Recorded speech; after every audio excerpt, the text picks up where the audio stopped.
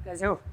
बढ़िया। तो कल तक जो पढ़ा वो डिस्कस किया, आपस में रिवाइज किया, क्वेश्चन लगाए। तो कल अपन ने जो है जो बात की थी, चर्चा की थी, वो एक्सियल स्केलेटन में मेरुदंड कशेरुकदंड के बारे में बात कर रहे थे, जिसमें अपन ने कशेरुकाओं की चर्चा की थी। तो अपन ने सर्वाइकल की बात कर ली थी। अब उसमें अगली जो वर्टिब्रा है उसकी चर्चा हम लोग कर रहे हैं। सेकेंड टाइप जो वर्टिबल कॉलम है उसके अंदर, है ना। तो सेकंड जो है उसको बोलते हैं थोरेसिस वर्टिब्रा। थोरेसिस वर्टिब्रा जो है ये सर्वाइकल से बड़ी होती है।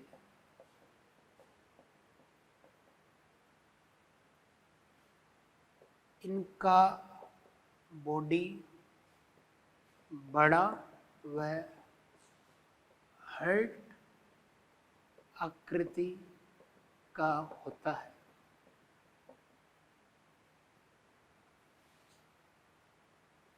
न्यूरल कैनाल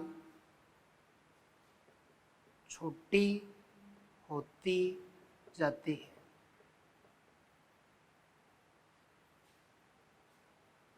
संख्या इनकी 12 है और वक्षीय क्षेत्र में पाई जाती हैं और ये पसलियों को जुड़ने का स्थान उपलब्ध करवाते हैं। इन्हीं से डोर्सली जो रिब्स हैं, पसली हैं, वो जुड़ती हैं। ठीक है ना। इतने पॉइंट्स नोट करो इसके बारे में, फिर डायग्राम बनाते हैं। कर लिए?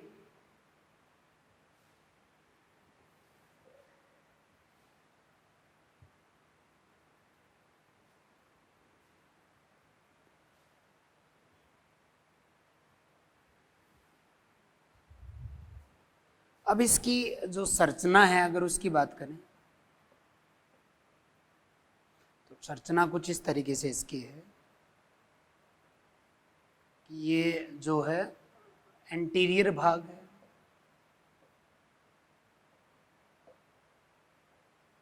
ये बॉडी वाला क्षेत्र है,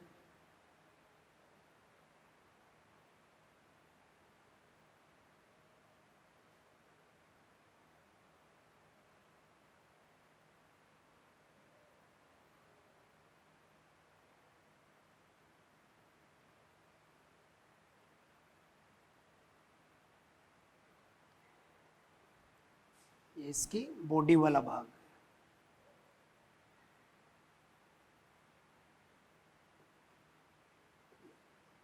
फिर ये इसके लेटरल प्रोसेस है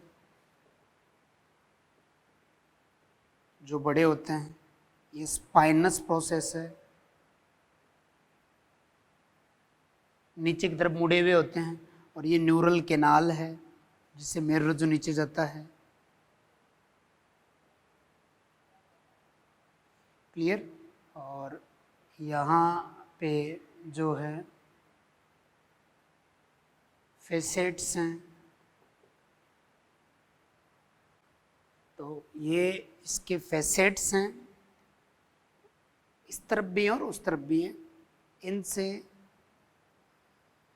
रिब्स का अटैचमेंट होता है। अब अगर इसके दूसरे व्यू को हम लोग देखें, यहाँ पे बॉडी वाला क्षेत्र जो है इसी के ऊपर जो है वो उपास्थि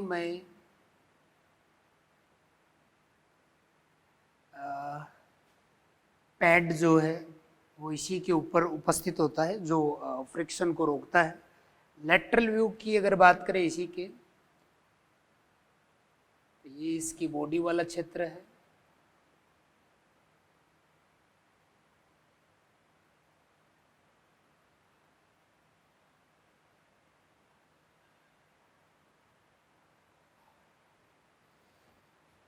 मतलब ये जो है वो अपर व्यू है, और इसी का जो लेटरल व्यू है, जैसे एक व्यक्ति इस तरीके से खड़ा है ऐसे, तो लेटरली जो है साइड से ये वर्टिब्रा आपको नज़र आ रही है, तो ये बॉडी वाला भाग हो गया, इसी को बॉडी बोलते हैं। और इसी के ऊपर जो है वो कार्टिलेजिनस पैड उपस्थित होता है,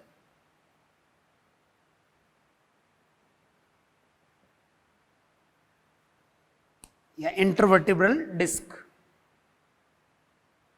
इंटरवर्टिब्रल डिस्क जिसको बोलते हैं। और ये स्पाइनस प्रोसेस है, और यहाँ पे फेशेट हैं, इनको बोलते हैं फेशेट्स। इन पर रिब्स का अटैचमेंट होता है,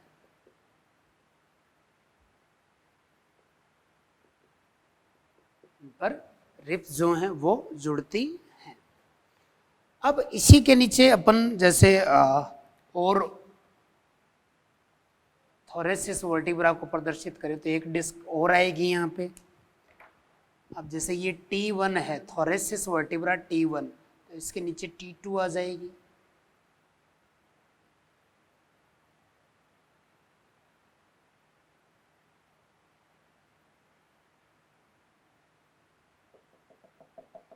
ये आ गई T2। अब इसी के नीचे फिर T3, बीच में डिस्क है, ये आ गई T3।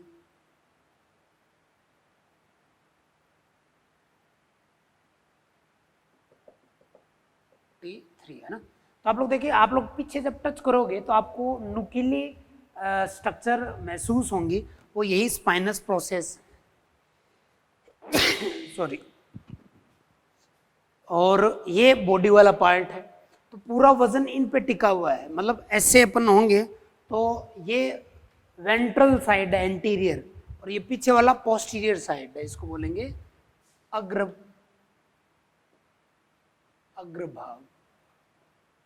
और ये पश्च भाग, इसको डोर्सल और वेंट्रल। तो वेंट्रली अपन कह सकते हैं ये बॉडी वाले पार्ट एक दूसरे के ऊपर टिके होते हैं, और उनके बीच बीच में इंटरवर्टिबल डिस्क पाई जाती है। स्पाइनस प्रोसेस ये वाला जो है वो नीचे की तरफ होता है, लेटरल प्रोसेस दोनों तरफ होते हैं, जो इस व्यू में हमें नजर नहीं आ रहे हैं। स्पाइनस प्रोसेस जो है इनसे बैक साइड डोर्सल की पेशियां जुड़ी होती हैं, है ना। हमारे पीछे की तरफ जो पसलियां, हमारे पीछे की तरफ जो मसल्स हैं वो इन्हीं स्पाइनस प्रोसेस के साथ जुड़ी हुई होती है। अब ये जो न्यूरल कैनाल है, अगर इसकी बात करें तो मेरुरज्जु लगभग इस एक्सिस से जो है नीचे की तरफ मूव करता है। ये जो है मेरुरज्जु की लोकेशन है जो नीचे की तरफ जाता है।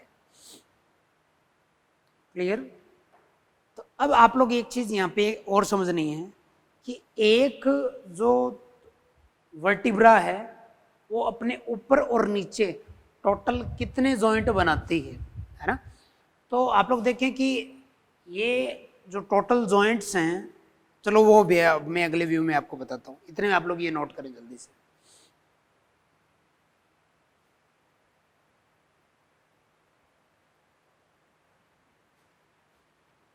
चलो,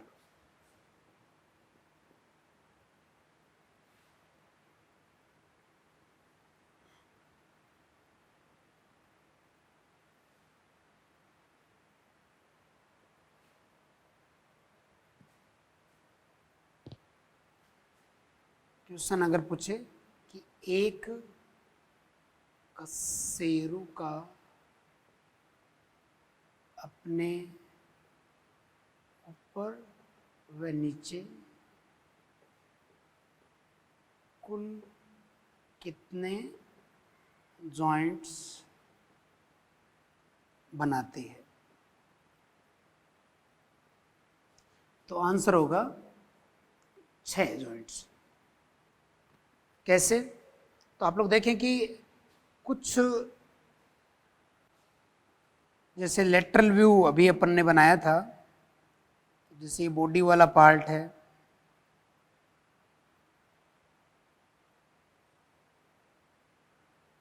लेटरल प्रोसेस। तो एक तो होती है सुपीरियर आर्टिकुलर प्रोसेस, ये है सुपीरियर आर्टिकुलर प्रोसेस या फैसेट। ये इस वर्टिब्रा के ऊपर होते हैं, और ऐसे ही नीचे की तरफ भी होते हैं इंफीरियर आर्टिकुलर फैसेट। तो इसके ऊपर वाले फैसेट जो हैं इसके नीचे वाले फैसेट के साथ जुड़ जाते हैं, है ना। तो ये जो हैं 2 जॉइंट नीचे, 2 जॉइंट ऊपर, तो 4, एक फाइब्रस ये फाइब्रस जॉइंट है, तो एक फाइब्रस जॉइंट ये और एक फाइब्रस जॉइंट ये। तो कुल 6 जॉइंट के माध्यम से एक कशेरुका अपने ऊपर और नीचे जुड़ी होती है, ठीक है ना। तो ये चीज आपको इस क्वेश्चन के अंदर याद रखनी है, नोट कर लो इसको। चलो, ये थी थोरेसिस वर्टिब्रा के लिए। फिर बात करते हैं लंबर वर्टिब्रा अगली। तो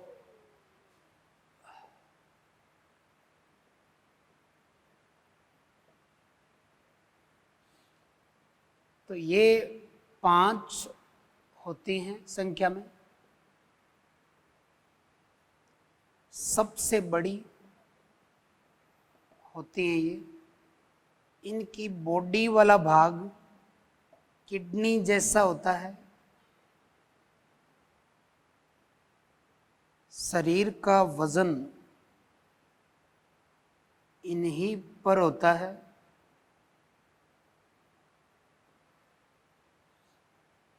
न्यूरल कैनाल पतली होती है, पतली या संकड़ी होती है। एक चीज आपको याद रखनी है नोट में कि ऊपर से नीचे की तरफ, ऊपर से नीचे की तरफ जब अपन लोग बढ़ेंगे तो वर्टिब्रा साइज तो बढ़ेगा और न्यूरल कैनाल साइज घटेगा। जैसे जैसे अपन ऊपर से नीचे की तरफ बढ़ते हैं तो वर्टिब्रा जो है उसका साइज बढ़ता जाएगा, और उसके बीच में जो न्यूरल कैनाल है उसका साइज कम होता जाएगा, क्योंकि आपको पता है कि मेरुरज्जु जैसे जैसे अपन नीचे की तरफ बढ़ते हैं तो मेरुरज्जु पतला होता जाता है। ऊपर मेरुरज्जु मोटा होता है, नीचे मेरुरज्जु पतला होता है। इसीलिए वर्टिब्रा जो है उसका साइज तो बढ़ेगा, लेकिन उनके बीच में जो न्यूरल कैनाल है जिससे मेरुरज्जु नीचे की तरफ बढ़ता है, वो मेरुरज्जु का साइज जो है वो रिड्यूस होता जाता है। तो ये चीज भी आपको याद रखनी है, ठीक है, नोट कर लें।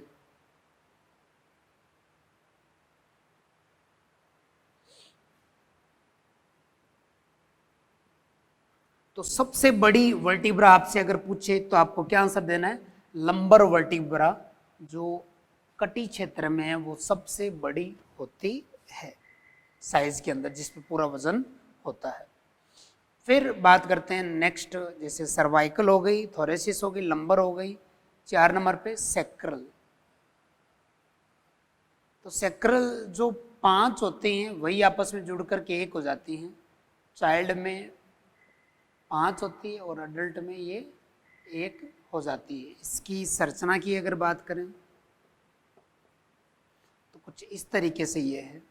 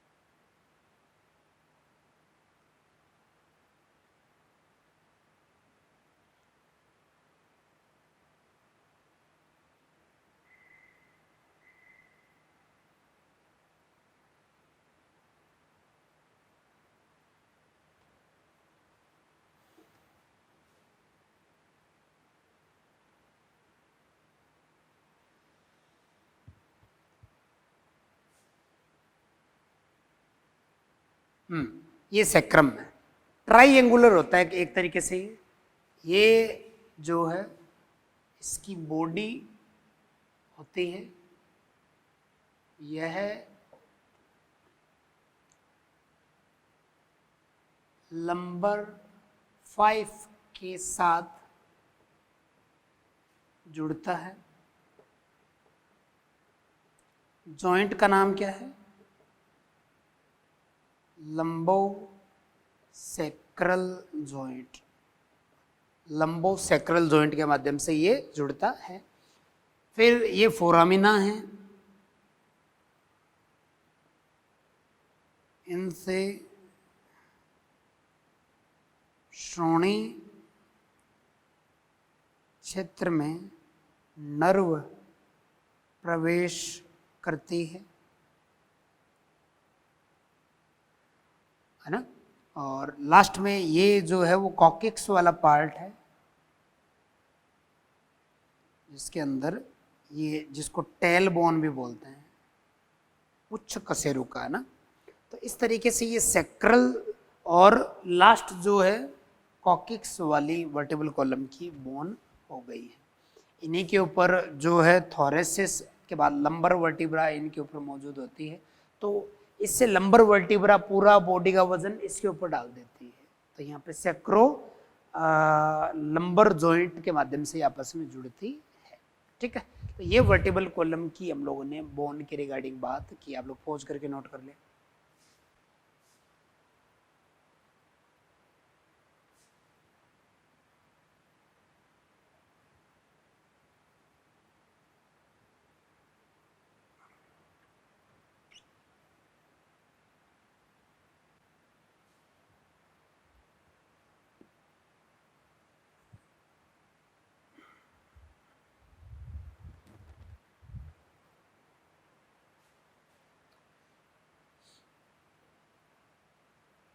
तो बच्चों में, चाइल्ड में जो वर्टिब्रल कॉलम है वो कुछ इस तरीके से होता है, लेकिन अडल्ट में जो वर्टिब्रल कॉलम है एस शेप्ड हो जाता है। एस शेप्ड क्योंकि इसके अंदर कुछ कर्वेचर डेवलप हो जाते हैं। कर्वेचर, और ये कर्वेचर जो हैं, जैसे सर्वाइकल वाला भाग जो है उसमें अग्रभाग की तरफ होते हैं ना, और थोरेसिस भाग में पश्च भाग की तरफ होता है। फिर लंबर वाला जो क्षेत्र है उसमें अग्रभाग की तरफ, सेक्रल वाले क्षेत्र में वापस पीछे की तरफ। तो ये कुछ कर्वेचर हैं, जिसमें कर्वेचर ए, बी, सी और डी। तो टोटल कितने कर्वेचर हैं? 4। तो सर्वाइकल ए है, और सर्वाइकल कहेंगे कि ऐसे हम लोग हैं, तो ये क्या होगा? अग्रभाग। और ये कौन सा है? पश्च भाग। तो कर्वेचर ए जो है वो आगे की तरफ कॉन्वेक्स है। देखो आगे की तरफ ये उत्तल है, तो इसको बोलेंगे कॉन्वेक्स, आगे की तरफ। फिर बी थोरेसिस कर्वेचर, तो ये पीछे की तरफ कॉन्वेक्स है, अवतल है। तो कॉन्वेक्स पीछे की तरफ, मतलब पोस्टीरियर साइड, डोर्सल साइड। फिर लंबर, लंबर आगे की तरफ कॉन्वेक्स है, ये देखो आगे की तरफ कॉन्वेक्स, तो सी बोलेंगे लंबर कॉन्वेक्स।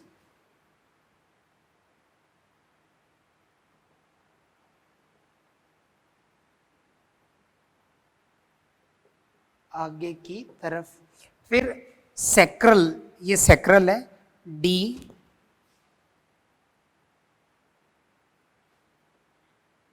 कॉन्वेक्स पीछे की तरफ। इस तरीके से ये कर्वेचर जो है वो यहाँ पर उपस्थित होते हैं हमारे वर्टिबल कॉलम में। सबसे पहले जब बच्चा अपनी गर्दन उठाता है, पहली बार ऐसे गर्दन उठाता है ऐसे, तो ये सर्वाइकल कर्वेचर डेवलप होता है। फिर 2 नंबर पे जो है वो लंबर कर्वेचर डेवलप होता है, जब बच्चा ऐसे चलता है या खड़े होकर चलना सीखता है, आसपास चारों तरफ घूमता है, तो ये कर्वेचर उसके अंदर विकसित होता है। तो वर्टिबल कॉलम में कितने कर्वेचर होते हैं और किस साइड वो उत्तल होते हैं, कॉन्वेक्स होते हैं, तो वो आपको याद रखना है। एस शेप्ड वर्टिकॉलम कॉलम ऐसे, आदमी ऐसे खड़ा है तो किधर कॉन्वेक्स है वो चीज आपको याद रखनी है। तो नोट करो पॉज करके, ठीक है। तो ये बात हो गई वर्टिबल कॉलम की।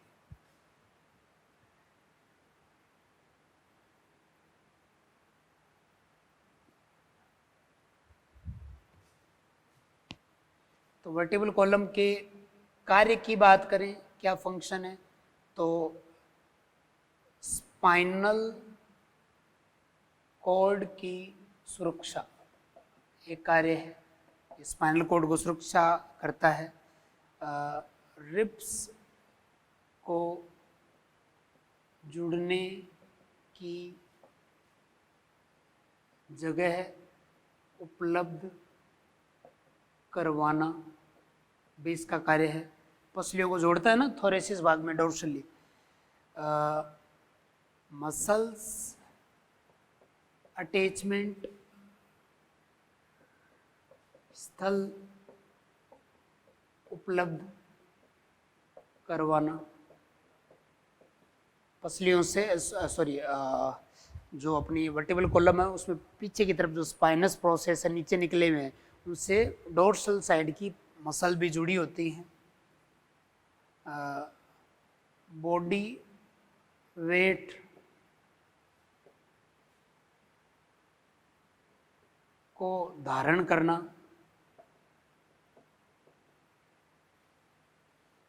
स्कल को सपोर्ट देना, तो ये कुछ कार्य किसके हैं, वर्टिबल कॉलम के, जो आपको याद रखने हैं, नोट कर लो। ओके, तो अब ये चर्चा हो गई किसकी, वर्टिबल कॉलम की। अब तीसरी बात करते हैं रिब्स की, जो एक्सियल स्केलेटन में ही आते हैं।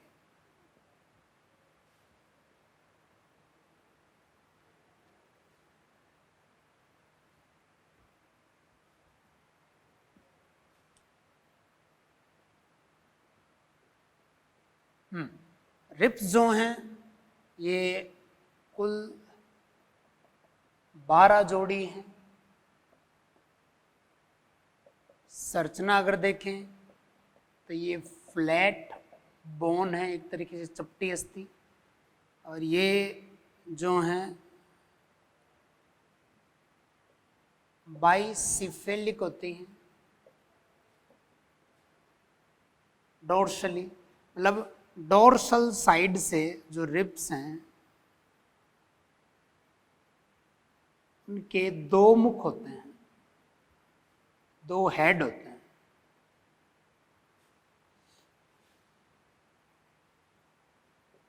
वेंट्रल एंड है और ये डोर्सल एंड है।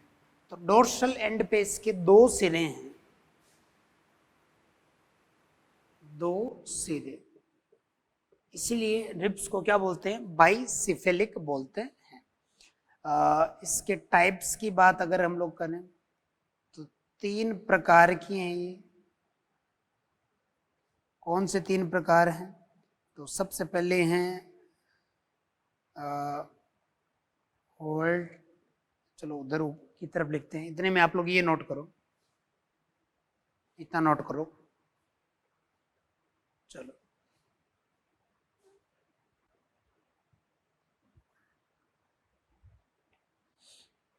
रिब्स में टाइप्स, सबसे पहले है ट्रू रिब्स,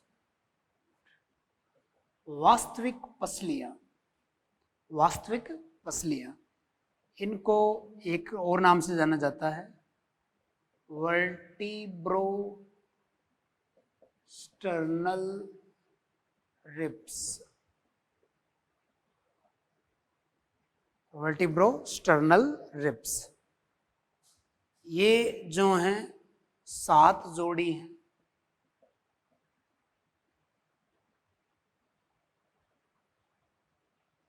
डोर्सली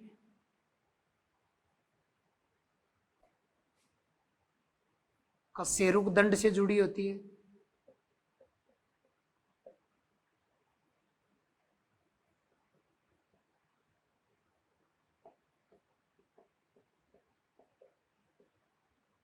और वेंट्रली उरोस्थी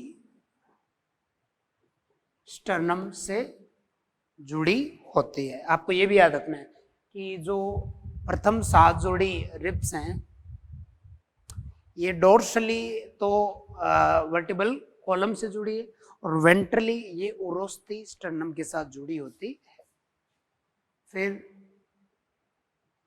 फॉल्स रिब्स, इसको वर्टिब्रोकॉन्ड्रियल रिब्स भी बोलते हैं। ये हैं 8, 9 व 10वीं जोड़ी। ये डोर्सली वर्टिबल कॉलम से व वेंट्रली 7वीं रिब्स की उपास्थि से जुड़ी होती है।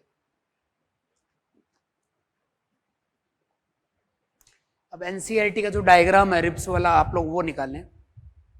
उसमें पहली, दूसरी, तीसरी, चौथी, पांचवी, छठी, 7वीं आगे की तरफ स्टर्नम से जुड़ी है, और पीछे की तरफ वो वर्टिबल कॉलम से जुड़ी है। फिर 8, 9 और 10 जो है, पीछे तो वर्टिबल कॉलम से जुड़ी है, लेकिन आगे की तरफ वो 7वीं जो जोड़ी रिब्स की है, उसकी कार्टिलेज के साथ वो जुड़ी होती है, तो इसलिए इनको फॉल्स रिब्स कहा गया है। फिर तीसरी कैटेगरी है फ्लोटिंग रिब्स। फ्लोटिंग रिब्स, तो ये जो हैं 11वीं व 12वीं जोड़ी है। क्लियर ना? टोटल जो चॉइस है 12 जोड़ी है, तो 11वीं 12वीं फ्लोटिंग रिब्स है। ये डोर्सली वर्टिबल कॉलम्स है व वेंट्रली फ्री होती हैं। ये वेंट्रली किसी भी स्टर्नम से या सॉरी कशेरुका से, वेंट्रली किसी भी वेंट्रली स्टर्नम से या किसी रिब्स के साथ ये जुड़ी नहीं होती है, फ्री होती है वेंट्रली आगे की तरफ, इसलिए इसको फ्लोटिंग रिब्स भी बोलते हैं। ये जो हैं डोर्सली किडनी प्रोटेक्शन करती है। इनका कार्य क्या है? डोर्सल साइड लेटरली किडनी को प्रोटेक्ट करना है। तो इस तरीके से ये रिब्स की 3 कैटेगरी हो गई, ट्रू रिब्स, फॉल्स रिब्स और फ्लोटिंग रिब्स। ट्रू रिब्स जिसको वर्टिब्रोस्टर्नल रिब्स बोला गया है, डोर्सली भी कनेक्ट है, वेंट्रली भी है, 7 जोड़ी है, मतलब 14 है। फॉल्स रिब्स जिसको वर्टिब्रोस्टर्नल रिब्स बोलते हैं, डोर्सली भी कनेक्ट है, वेंट्रली भी कनेक्ट है, लेकिन वेंट्रली 7वीं जोड़ी रिब्स जो है उसकी उपास्थि से है। फॉल्स रिब के बाद में फ्लोटिंग रिब्स, डोर्सली तो कनेक्ट है लेकिन वेंट्रली किसी भी स्ट्रक्चर से कनेक्ट नहीं है, फ्री है, 11वीं और 12वीं। तो कहेंगे कि 24 रिब्स हैं, तो कितने रिब्स डोर्सली कनेक्ट हैं? सारी की सारी डोर्सली कनेक्ट हैं, लेकिन सारी की सारी वेंट्रली कनेक्ट नहीं है। वेंट्रली कितनी कनेक्ट हैं? पहली जोड़ी से लेकर के 10वीं जोड़ी तक वेंट्रली कनेक्ट है, और 11वीं 12वीं जोड़ी वेंट्रली बिल्कुल फ्री है। तो ये चीजें आपको इसमें याद रखनी है, ठीक है? नोट कर लो पहुंच करके।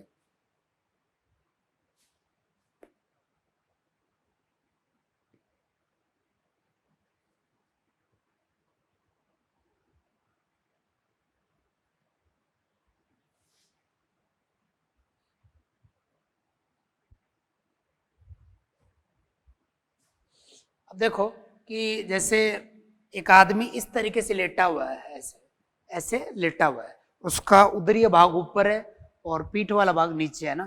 तो उस व्यू को अगर हम लोग देखें तो ये तो मान लो उरोस्थी होगी, स्टर्नम, और नीचे की तरफ उसके ये रीढ़ की हड्डी वाला भाग हो गया, है ना। ये डोर्सल है, डोर्सल साइड, और ये ऊपर की तरफ वेंट्रल साइड है। और आदमी इस तरीके से लेटा हुआ है, तो उसको ऐसे कट किया जाए तो ये व्यू नजर आएगा। तो ये जो है वो हो गई वर्टिब्रा, थोरेसिस, है ना।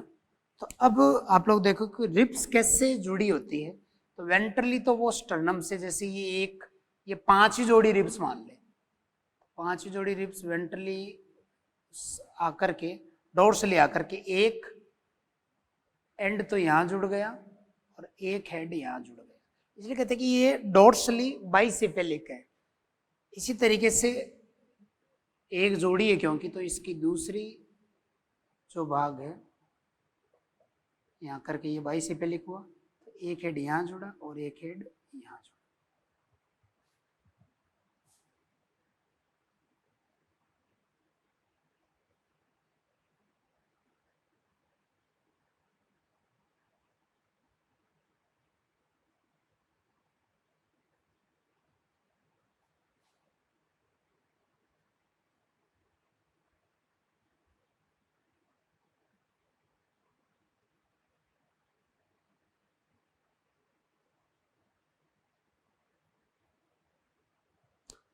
तो आप लोग इस व्यू को समझ गए होंगे ना।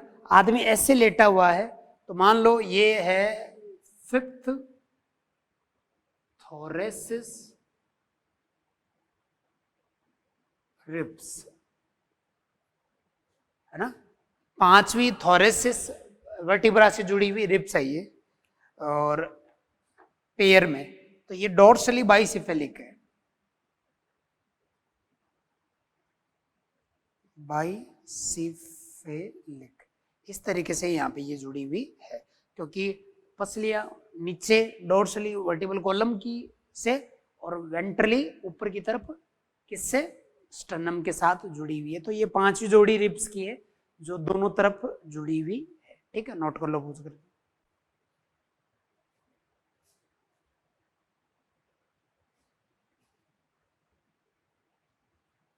तो पसलियां जो हैं वो मिलकर के रिब्स केज बनाते हैं, वक्षीय पिंजरा, जिसके अंदर हमारा हृदय और हमारे फेफड़े जो है वो सुरक्षित रहते हैं। ठीक है, अब रिब्स के बाद में जो चर्चा कर रहे हैं वो है स्टर्नम की, स्टर्नम उरोस्ते।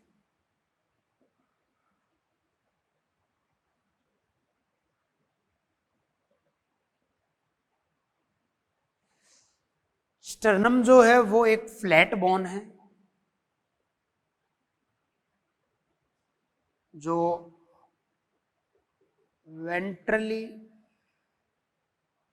स्किन के नीचे उपस्थित होती है। इसकी संरचना अगर देखें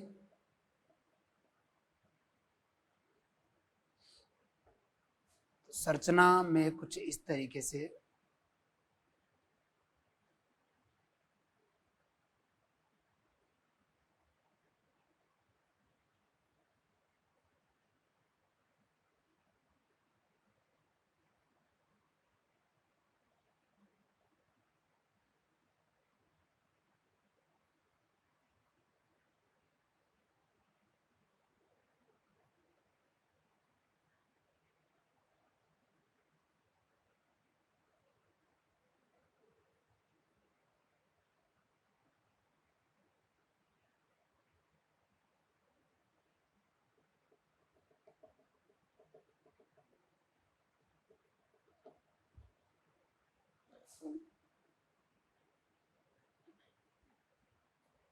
इसकी संरचना में ये पहला भाग है जिसको बोलते हैं मेनोब्रियम, ये दूसरा भाग है जिसको बोलते हैं बॉडी, और ये एक कार्टिलेजिनस भाग है तीसरा जिसको बोलते हैं जिफॉइड प्रोसेस। तो इसकी संरचना में ये 3 भाग मौजूद होते हैं। ये फेसेट है, क्लेविकल, जुड़ाव, फेसेट। यहाँ पे क्लेविकल जुड़ता है, फिर यहाँ पे जो है वो रिब्स का अटैचमेंट होता है। तो जैसे पसलियों के जुड़ाव के साथ इसको हम लोग प्रदर्शित करें तो इस तरीके से ये फर्स्ट रिब्स यहाँ जुड़ी हुई है, ये second rib,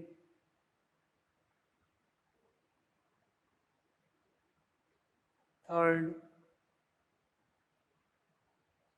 fourth, fifth, sixth, seventh, है ना, first, second, third, fourth, fifth, sixth, seventh. इसी तरीके से इस तरफ भी।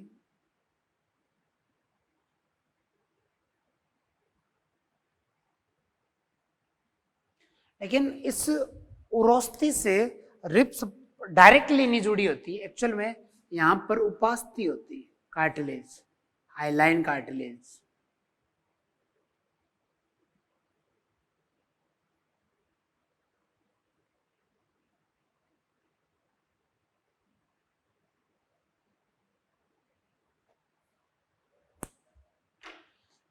और फिर जो है बाकी की रिब्स जो हैं, जैसे फर्स्ट ट्रू रिब्स को मैंने दिखाया, ये यहाँ पे ऐसे कनेक्टेड रहती हैं उरोस्थी के साथ। तो उरोस्थी जो है इसको ब्रेस्ट बोन भी बोलते हैं, ब्रेस्ट बोन चपटी होती है। और ये उरोस्थी यहाँ पर मौजूद होती है, जो ऊपर की तरफ क्लेविकल को जोड़ने के लिए इस जगह उपलब्ध कराती है, क्योंकि इसके साथ जो है क्लेविकल भी आकर के यहाँ पे ऐसे जुड़ती है। ये क्लेविकल है और नीचे की तरफ ये रिब्स को जोड़ने की जगह उपलब्ध कराती है। ठीक है, तो ये वक्ष्य पिंजरे का अधरीय मध्य भाग बनाती है। जब भी ओपन हार्ट सर्जरी करनी होती है तो इसी उरोस्थी को बीच में से ऐसे काटा जाता है, काट करके इसको ऐसे अलग कर दिया जाता है और ऑपरेशन के बाद में इसको वापस बांध दिया जाता है। तो ये ब्रेस्ट बोन हो गई। तो इस तरीके से टोटल जो है आपके अक्षीय कंकाल के अंदर हम लोगों ने 80 बोन्स की बात यहाँ पे कर ली। ठीक है, नोट कर लो पोज करके। इसको उपास्थि दिखा देनी। ये तो हो गई रिब्स और ये हो गई उपास्थि।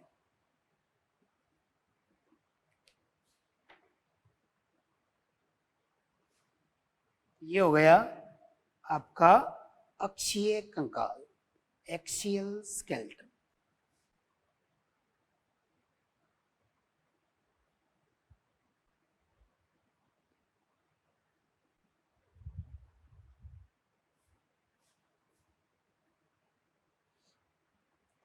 अब अपन अगली क्लास के अंदर अपेंडिकुलर स्केलेटन और उसके बाद में जॉइंट्स वगैरह की बात करेंगे। तब तक आप लोग आज के लिए इतना काफ़ी है, आप लोग बढ़िया इसको रिवाइज करें और क्वेश्चन लगाएं। एनसीईआरटी पढ़े, एनसीईआरटी में जो रिब्स वाला जो डायग्राम दिया है उसका नामांकन अच्छे से आप लोग देखें। ठीक है, मिलते हैं अगली क्लास में।